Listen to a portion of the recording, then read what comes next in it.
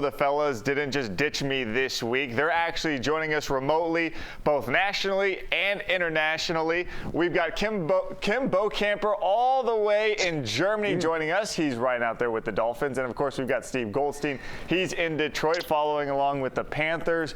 Bo, I got to start with you. How is Germany? Are you having fun with the players out there yet? First, I got to say Guten Tag to you. You know, being here in Germany, we're in Frankfurt, the home of the Frankfurter, so I'm very happy about that. But I haven't seen a Frankfurter yet. It's been a little rainy. We've seen some of the players around. It was a long trip over the pond here. I think I didn't get to see the hockey game. I think we were over Iceland at that point, which is appropriate for the ice, for hockey. But yeah, it's been a little mellow today.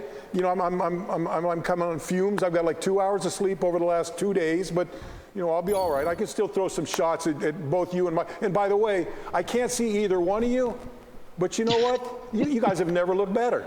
Oh, thanks, Bo. Thanks, Bo. I'm so happy you're a whole other world away. That way you're not here interrupting when we're trying to make TV happen. Now, Goldie, I mean, you've got the dream gig. You're in Detroit, huh? I mean, Detroit's beautiful this time of year, ain't it? You know, I'm nice to all of our American cities. Bo can rip the cities where he is about Frankfurters and whatever he's doing over there. I love it. And then we go on to Chicago this weekend. Then I'll finally get back home. Dolphins playing on Sunday. So great to be on the road with the Panthers, especially, you know what, these cities, Mike, up north this time of year, it's actually a good thing. It's only like in the 40s. It's not like 10 degrees and snowing. So all's good. All right. It's not too bad. But, hey, let's get to the task at hand. A lot to talk about this week. Certainly today with the Dolphins. Obviously, Bo, I'm going to start with you here. Miami Dolphins, they're going to take on the Kansas City Chiefs this week. Everyone's going to look at this as finally an opportunity to maybe beat a good, decent team in the league. How important is this game, and how difficult will it be to get ready for a game internationally on the road with all these distractions? And, oh, by the way, you're lining up against Patrick Mahomes this week. Well, first of all, I would say that the Chiefs are maybe a little bit more than a decent team that they're playing. And you know, it's funny because there's been all these international games over the last years. The Dolphins, I think this is their third or fourth trip to the continent to play out here. And you've got a game against two of the top 5 teams in the National Football League. This time, a monumental game being played at a soccer stadium here in Frankfurt. And look, the chips are going to fall where they may. And quite frankly, I would have wished I was disappointed at Kansas City. That we couldn't play them in Kansas City. We got to play them out here, but, you know, we'll do what we need. But, look, today the guys were roaming around the town a little bit.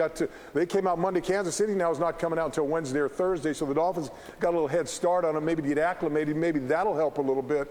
But, you know, the fact that they lost last week, Kansas City, and they're coming out here, and you know they're going to be upset, I think it's going to make this game much more difficult for the Dolphins. But at some point, and we've talked about it over the last couple of weeks, at some point you've got to go on the road and beat a very good football team if you want to get a home field advantage in the playoffs. And the opportunity right now is right in front of the Dolphins this Sunday. If they can do it, it would put them right in the prime spot to be at the midway point of the season.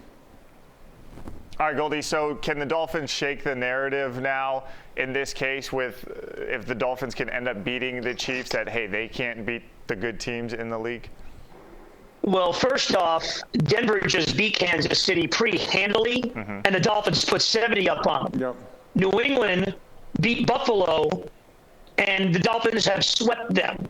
So I know you can't only go by that, but let's not make it every team the Dolphins have played have gotten blown out every week and they stink. And by the way, when the Giants had their quarterback, they almost beat the Bills. They were a play away. Not the Giants' rating's so good, but you can only play who's on the schedule. Now, it is an opportunity. The facts are the facts, Mike. As you said, you know, they did lose to Buffalo. They did lose to Philadelphia. Two tough places to play. But, you know, Mike McDaniel stays so calm in these situations. And to him, the only real bad part of it is if you don't learn from it and you don't get better. Now, Jalen Ramsey being back helps. Hopefully X gets back and we see these two stud cornerbacks on the field together for the first time. But, yeah, and there's going to be a lot of opportunity. This schedule now is really tough. You know, the Jets are proven to be a good team. Even without Aaron Rodgers, you got them twice. You got Kansas City.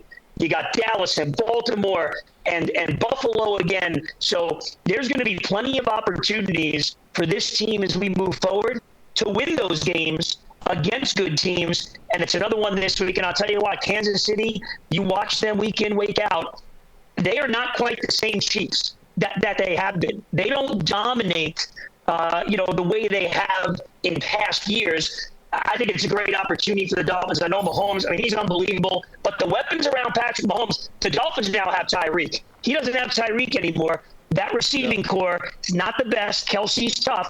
But I don't think this Chiefs offense, I think this Dolphins defense can make some inroads against them this week. Bo, I don't think Taylor Swift's going to be at this game, so can you just put the win in the bag for the Dolphins? Travis Kelce's going to be a pretty pedestrian tight end then? You look at these games and you see great teams like you just take Kansas City losing to the Broncos and the Dolphins putting 70 on them, and then how does that happen? So it's been a little bit of a bizarre year from that standpoint. But look, I think this team they need to focus on this game. I think it's good that they're here early. They kind of got this little sightseeing out of their way. They'll start practicing tomorrow in earnest, and they're going to get down to business. They're going to be serious. And look, I think this team, Javon Holland may come back. That offensive line may get Teron Armstead back. They're starting to get healthy again. You got Jalen Ramsey last week. And so this team is starting to get healthy on the defensive side of the football. Another week, we'll get Achane back maybe and get him playing. And so I like the way this team is coming together. And if they're going to beat Kansas City, I think this week is the week to do it because Kansas City's reeling. They've got some issues over there, and I think the Dolphins are on the ascent while Kansas City's just kind of mired there trying to find out really if they're going to be the type of team they've been over the last couple of years. I think this is a great opportunity for the Dolphins to make a huge step going towards where they want to be ultimately at the end of this season. All right, Goldie, I got one more question for you specifically because the trade deadline is about 45 minutes from surpassing at this point. The Dolphins haven't made a deal. So let's take a look at it this way because obviously things could change by the time this show airs. But constructed now, as the roster is, do you think the Dolphins have enough to be a Super Bowl contender still? And it's great, Mike, because you set me up to either be a genius or a dummy. Yep. Usually it's the latter, but that's okay. We'll figure it out. I think Chris Greer, to be honest with you, already made his moves. They bring in Claypool, who suddenly seems like this great team guy. He's in blocking packages. We saw what he did the one time they threw him the football. All of a sudden, after getting run out of Pittsburgh and Chicago, this guy looks like the ultimate teammate and is just happy to be here, and he could play a bigger role. And the absolute theft by general manager Chris Greer in the summer, a draft pick in Hunter Long for Jalen Ramsey. You got to be kidding me.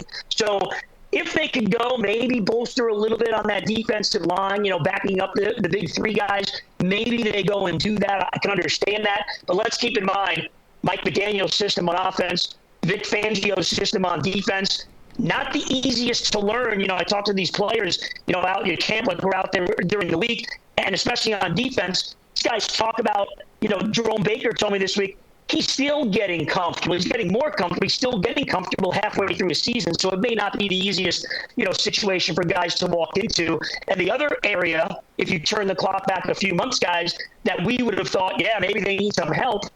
That offensive line has now gone 10 deep this season, and they're still efficient. They're still functioning well. They've done a great job with the depth, and you have to give Butch Barry, that offensive line coach, a lot of credit as well. It's amazing how many backups they put in there, and for the most part, you don't really notice a difference in performance.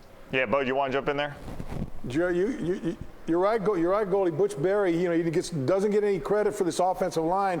And you're down to your third tackle last week, and he held up pretty well in that whole offensive line. And I've seen him make some adjustments in their blocking scheme, so he deserves a lot of credit. But these guys are playing extremely well. Look, even without Teron Armstead's played 2 games so far, and these guys have played extremely well without him. So much credit to Butch Barry, no doubt about that, Goldie. Good call on that one. Yeah, and another thing about the depth that people aren't realizing is once Connor Williams comes back, you get a starting guard back because then Liam Eichenberg goes back to his natural position where he started this year. So yes, the injuries, they are getting a little bit healthier, and it kind of really starts this week. We'll see if Teron Armstead does in fact play. All right, guys.